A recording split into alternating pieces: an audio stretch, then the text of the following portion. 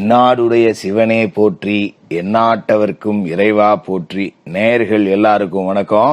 இந்த வீடியோவில் 2025 வருடத்துக்கு உண்டான ஏப்ரல் மாத ராசி பலன் அப்படிங்கறது தான் நம்ம பார்க்க போறோம். இந்த ஏப்ரல் மாசம் அப்படின்னு பாத்தீங்கன்னா குரோதி வருடம் பங்குனி மாசம் 18ஆம் தேதி செவ்வாய்க்கிழமை சதுர்த்தி திதியில மீன லக்கணத்துல ஹஸ்தம் நட்சத்திரத்துல இந்த ஏப்ரல் மாசம் அப்படிங்கிறது பிறக்குது.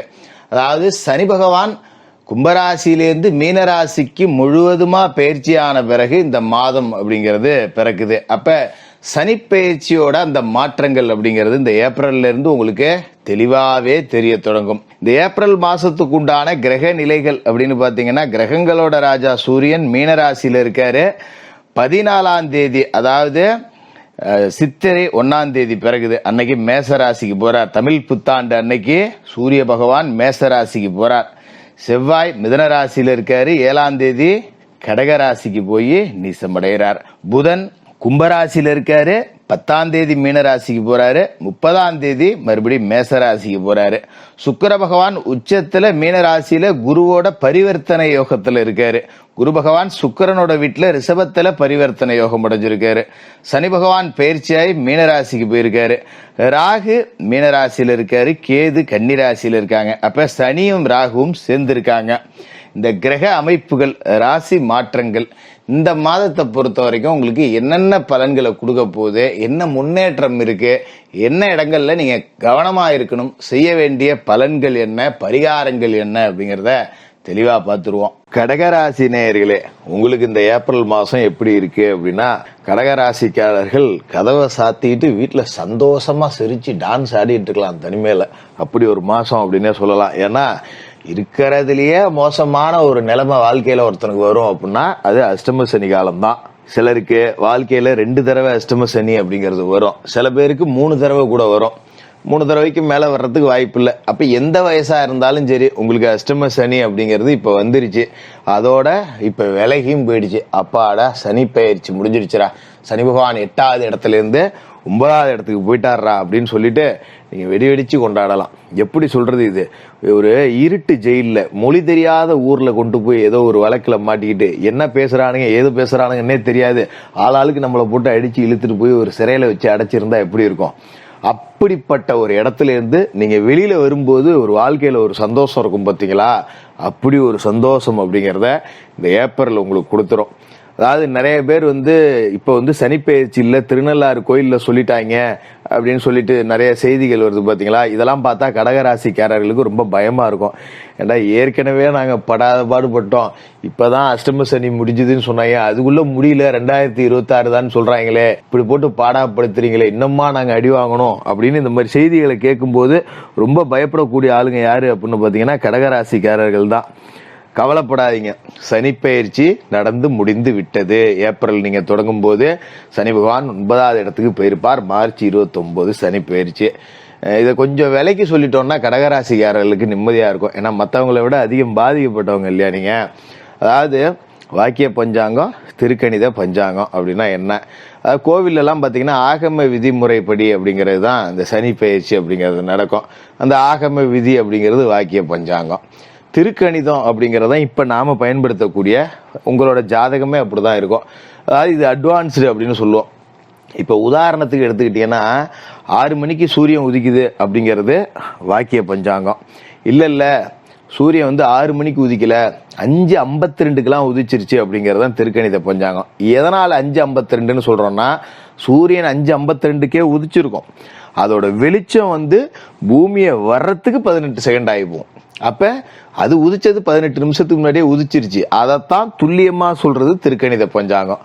அந்த அடிப்படையில தான் சொல்றேன், திருக்கணித பஞ்சாங்க முறைப்படி உங்களுக்கு சனி பயிற்சி நடந்து முடிஞ்சிருச்சு. அஷ்டம சனியை விட்டு நீங்க முழுசுமா விலகி வந்துட்டீங்க. அதனால இந்த மாதிரியான செய்திகளை பார்த்து நீங்க பயப்பட வேணாம். இதுக்கு மேல உங்களுக்கு நன்மைகள் அப்படிங்கிறது நடக்கிறத பார்த்த உடனே ஆமாண்டா அஷ்டம சனி விலகிருச்சு போல இருக்கு, ஜோசியர் சொன்னது சரிதான் அப்படிங்கிற அளவுக்கு நிறைய நல்ல மாற்றங்கள் அப்படிங்கிறது வரும்.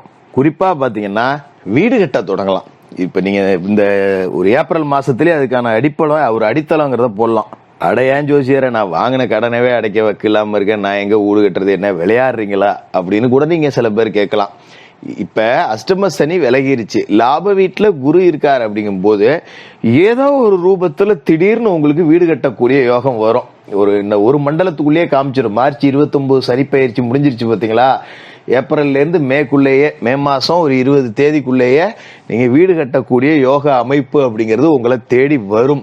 ஏற்கனவே லாப வீட்டுல குரு இருக்கும்போது சிலர் வீடு கட்டிக்கிட்டு இருந்திருக்கலாம். அதுக்காக பணங்கணம் பற்றாக்குறை, இல்ல நான் ஒரு 15 லட்சம் கணக்கு போட்டேன், அது 20 லட்சமா போயிடுச்சு, 5 லட்சத்துக்கு என்ன பண்றதுன்னு தெரியல, இந்த மாதிரி யோசிக்கக்கூடியவர்கள் கூட அந்த பாதியில நின்ன கட்டிட பணிகள் அப்படிங்கிறத தொடங்கலாம்.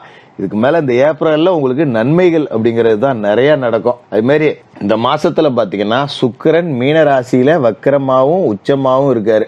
உங்களை ராசியை எதுக்கு நான் எடுத்த உடனே சுக்கிரனை சொல்றேன் அப்படின்னு பாத்தீங்கன்னா, உங்களோட ராசிக்கு சுக லாபாதிபதி சுக்கிரன். அவரு வக்ரமடைகிறார், உச்சமடைகிறார், ரெண்டுமே இருக்கு. அப்ப அவர் வக்ரம் அப்படிங்கறதால சில பேருக்கு அஜீரண கோளாறு வரும், வயிற்றுல பிரச்சனை கொடுக்கும், சாப்பிட்ட சாப்பாடு செரிக்கல, கொல்லத்தம் உளுந்து போச்சு, ஒரு மாதிரி ஃபுட் பாய்சன் ஆகி போச்சு, இந்த மாதிரி எல்லாம் இருக்கும்.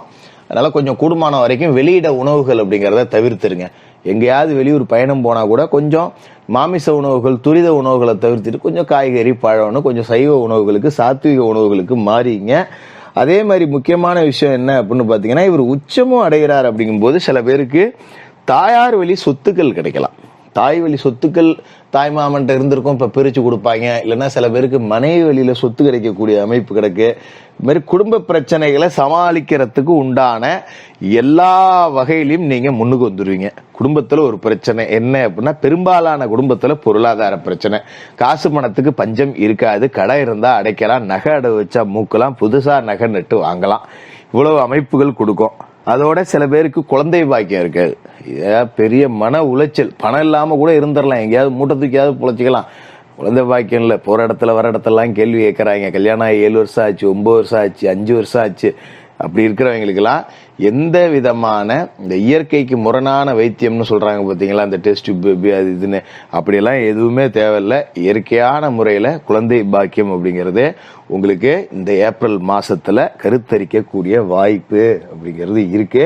அதனால நீங்க கவலைப்பட வேண்டியதில்லை. அது மாதிரி மாச தொடக்கத்துல கும்பத்துல புதன் வக்கரத்துல இருக்காரு, 3க்கும் 12க்கும் அதிபதி. அவர் அஷ்டமத்துல மறைகிறார் அப்படிங்கிறது கெட்டவன் கெட்டிடில் கிட்டிடும் ராஜயோகம்.